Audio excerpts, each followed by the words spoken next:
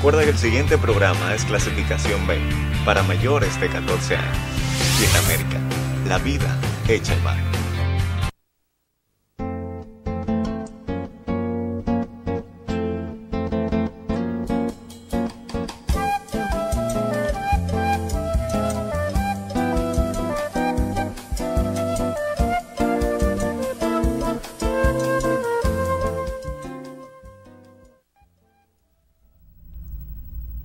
Saludos, país, voz para el cambio, una ventana de opinión, de compromiso con la patria, con el ideal de Juan Pablo Duarte, un compromiso con la ética, un compromiso con la democracia, un compromiso con la libertad en el mejor sentido de la expresión, porque la libertad es un don del ser humano. No se puede concebir al ser humano viviendo en cautiverio, en ninguna sociedad. Por eso, este espacio se ha venido pronunciando, se pronuncia y se seguirá pronunciando por la libertad de los 5 héroes cubanos prisioneros del imperio. El día 5 de cada mes, a nivel mundial, celebramos una jornada de solidaridad con Cuba y en demanda de la libertad de los 5 cubanos que están presos en cárceles norteamericanas por defender los legítimos y sagrados intereses de su pueblo a vivir en paz. 5 ciudadanos que arribaron al territorio norteamericano e infiltraron grupos terroristas que durante 50 años, con el apoyo o con el auspicio del gobierno de Estados Unidos, han estado dirigiendo acciones terroristas contra el pueblo de Cuba. Y eso le ha costado al pueblo de Cuba pérdidas humanas y pérdidas materiales, porque incluso con esa guerra terrorista que ha incluido una guerra bacteriológica contra Cuba, el pueblo cubano ha sufrido mucho. Y estos 5 ciudadanos cubanos, en el trabajo que hacían en los Estados Unidos, no atentaron nunca contra los intereses de la seguridad nacional de Estados Unidos. Y pasan al Estado cubano informaciones sobre las actividades de estos grupos terroristas para alertar a su gobierno para que se prepare y pueda defenderse de esos ataques terroristas. El gobierno de Cuba ofrece las informaciones al Buró Federal de Investigaciones de los Estados Unidos, el llamado FBI. Y entonces, este organismo, en vez de salir a buscar a los verdaderos terroristas, sale a buscar a los patriotas cubanos que han estado haciendo el trabajo de infiltración para conocer de estos planes, de estas acciones. Y de esto hace 14 años. Y la justicia norteamericana se ha cebado contra estos 5 ciudadanos. Por eso entonces, en todo el mundo se ha organizado una campaña y comité de solidaridad por la libertad de los 5. Hoy, la campaña se centra en pedirle al presidente de los Estados Unidos, Barack Obama, que mediante el recurso de la amnistía presidencial ponga en libertad a estos 5 ciudadanos.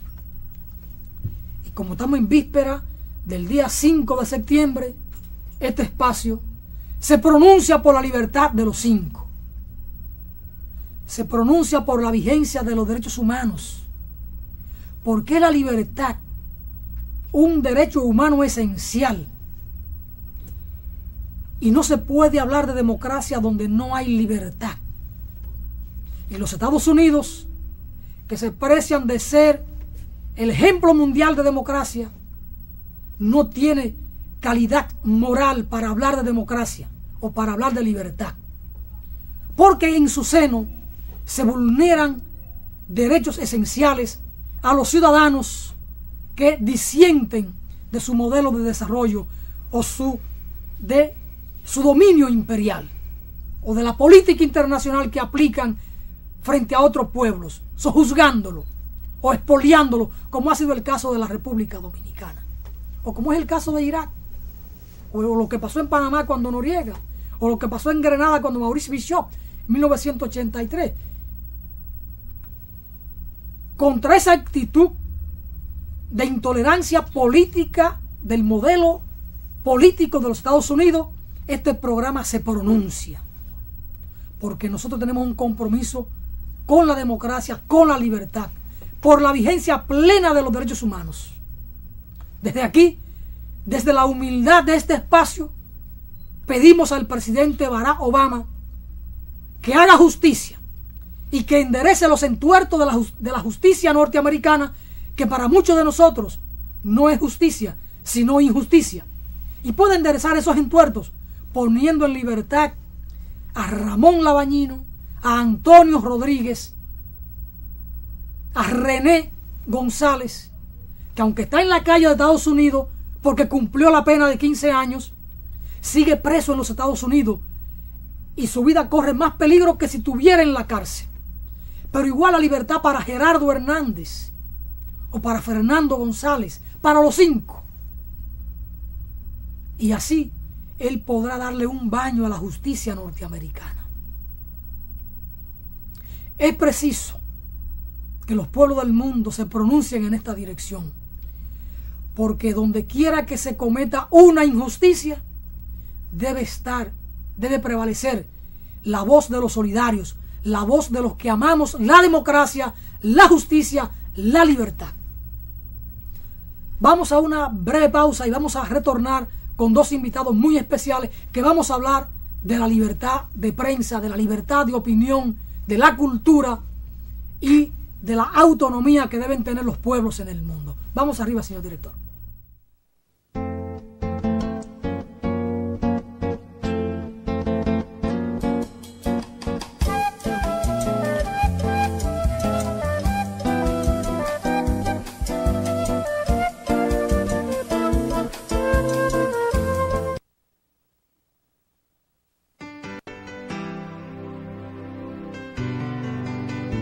Cuba no es otra isla del Caribe.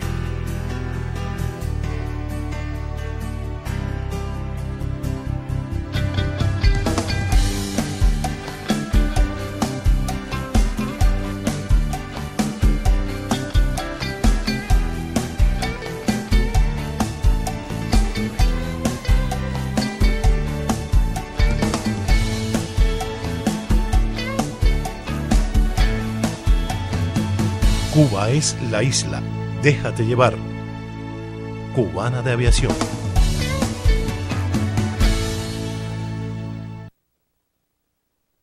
Cuando usted vaya a comprar o vender una casa, un apartamento o un solar, piense en Felga S.A., una compañía de bienes raíces con criterio muy profesional.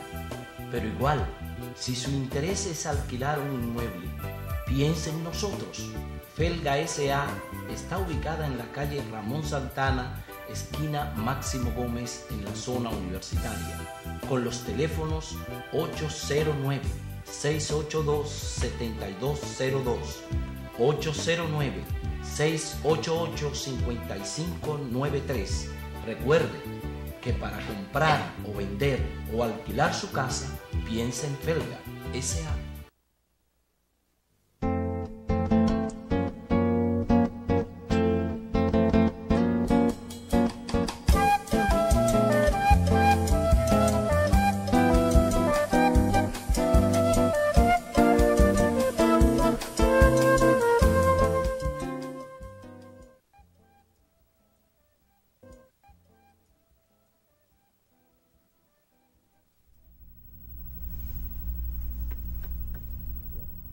Seguimos en su espacio Voz para el Cambio, con ese enfoque del camarógrafo al 4% en nuestro paraguas amarillo, porque no podemos ceder ni un segundo en este reclamo ciudadano por la cultura, por la libertad, porque sin educación un pueblo no puede ser libre. Decía el apóstol cubano, ser culto para ser libre. Y ese paraguas amarillo que irradia luz, que irradia transparencia, es un paraguas por la libertad, no solo por la educación, porque si hay educación habrá libertad. Siendo cultos podemos ser libres. Y este programa tiene ese compromiso con la educación, por la libertad, por la democracia, sobre todo con el ideal duartiano de una república ética, una república democrática, una república soberana, libre, independiente. Por eso yo tengo aquí siempre al amigo, al hermano Johnny Guerrero, para que comparta con nosotros ideas de patria, ideas de democracia, ideas de justicia. Y hoy Johnny me trae a un invitado, un amigo de él, que al ser amigo de Johnny debe ser amigo mío, a Dionis Sanabia, un comunicador, un periodista cubano. Está ahora de paso en el país, de paso por 2 o 3 años, no sé, como corresponsal de prensa de una agencia que se denomina Prensa Latina. Una agencia que surge a principios de los 60. Según me comentaba Diony cuando conversábamos, el Che Ernesto Guevara de la Serna tuvo mucho que ver con el surgimiento de esta agencia de prensa. ¿Y qué parece? Que surgió como una prensa, como una agencia alternativa, en un momento en que no se usaba el término de alternativo o de alternativa, porque hoy es que estamos hablando de una prensa alternativa refiriéndonos al desarrollo de las redes sociales, de la internet, de la informática. Pero bien, parece que el Che fue un hombre fuera de su tiempo, y entonces un hombre para todos los tiempos, porque si tuvo la visión de crear una agencia alternativa principio de los 60, más o menos 1961, 62, 63, el invitado nos va a decir más o menos qué es Prensa Latina, cómo surge Prensa Latina, para qué surge Prensa Latina en la vida cubana y de cara al manejo de la información mundial, para evitar un poco o para confrontar un poco la manipulación de la opinión pública mundial. Hacer un aporte, una cuota mínima, pero una cuota. Dionis Sanabia, un hombre que es de Camagüey, Cuba, y está como corresponsal de prensa en la República Dominicana. Dionis, Voz para el Cambio se complace en tenerlo a usted junto a su amigo Johnny Guerrero en este espacio. Ahí le dejo la pelota. Prensa Latina, ¿qué es? ¿Para qué sirve? ¿Con qué se come la Prensa Latina? ¿Cuándo surge? ¿Cómo se financia? A ver. Bueno, primero que todo, muchas gracias por invitarme a este espacio. Saludo también a todos los que nos están viendo en este momento. Prensa Latina, como anunciaba, es una agencia latinoamericana de noticias que surge exactamente el día 16 de junio del año 1959, en un contexto muy peculiar para la revolución y el pueblo cubano.